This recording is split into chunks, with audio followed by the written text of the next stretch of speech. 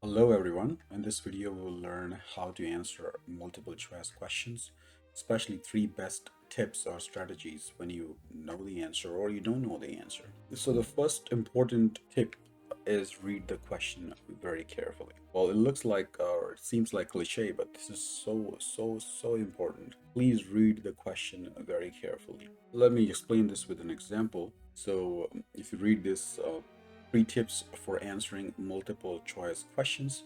So let me just do a little trick. What I'm going to do is I'm going to keep these first and last letters same for all these words, but I'm going to jumble these middle one. So I'm sure I can bet you that you can still read these. So imagine this is a situation when it's a test time, high anxiety, high stress situation. It is possible that you might miss something, you might skip something which is there. And this can be further complicated by some of the questions type. For example, all of the following except. So here you have to still go through all the options, but you have to choose the correct one. Another that complicated one is choose all that apply. And this is the killer one, that choose the best option. So there could be a couple of other options which would be relevant or pertinent to the situation or the case, but you have to choose the best option. So please read the question very carefully. So after reading the question, you would have a fair idea that either you know the answer or you don't know the answer, or you have a question you're not sure about. Once you read the question very carefully,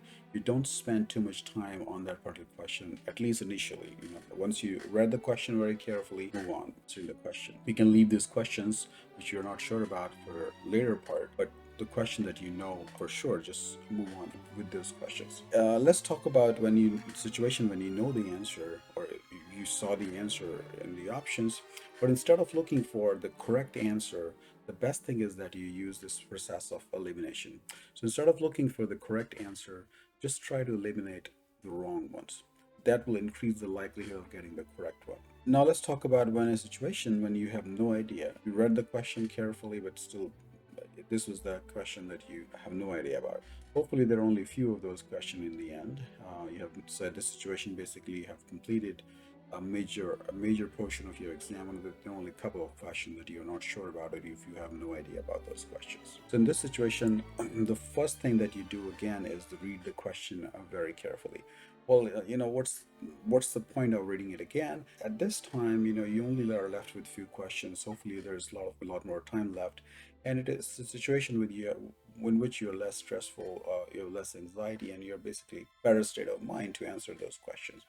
So maybe after reading the question in this situation, you get an idea, and the right answer will click, and you get the answer that you're looking for. So just read it another time very carefully. Let's say you read it and you still don't no idea. At this point, maybe you just think about the lecture or any discussion on this topic with your colleagues or during the lecture. This tells you that attending the lecture is really important, because let's say if somebody asks about this topic during the lecture time, professor explained it, but the professor explained it another time during the class, then of course it's an important topic, and if you were in the classroom, you would have memory or recollection of that. That might help you in this situation.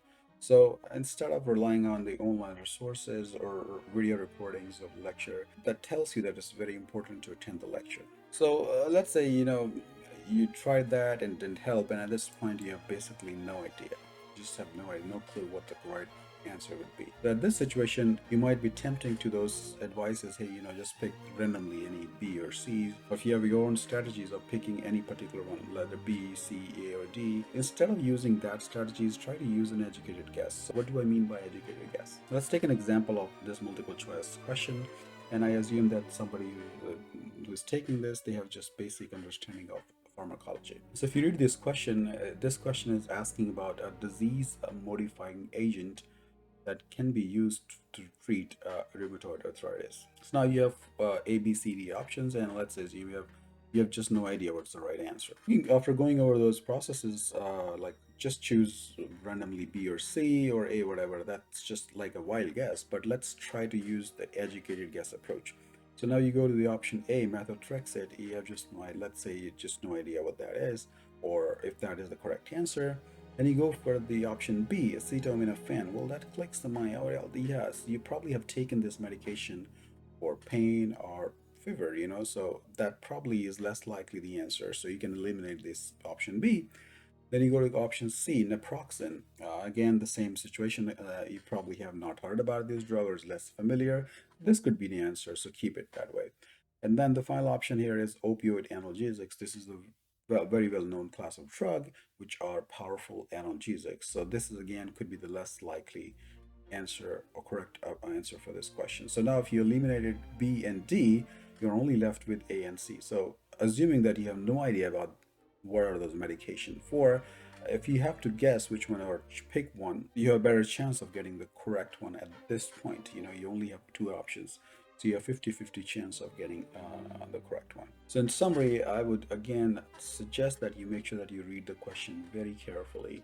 And once you know the answer, yes or no, then don't jump on the correct answer. Try to use the process of elimination as an approach so that you can remove the less likely options in that questions. And then if you have no idea about that, think about again the lecture or any discussion that happened on that topic that might help. And again, if you have just no clue, don't use that random approach of you picking B or C. Try using an educated guess approach. So I hope this helped. Subscribe to the channel for future videos. Hit the bell icon if you really want to get notification when a new video is uploaded, and like this if you feel that this video really helped you. So I wish you all the best.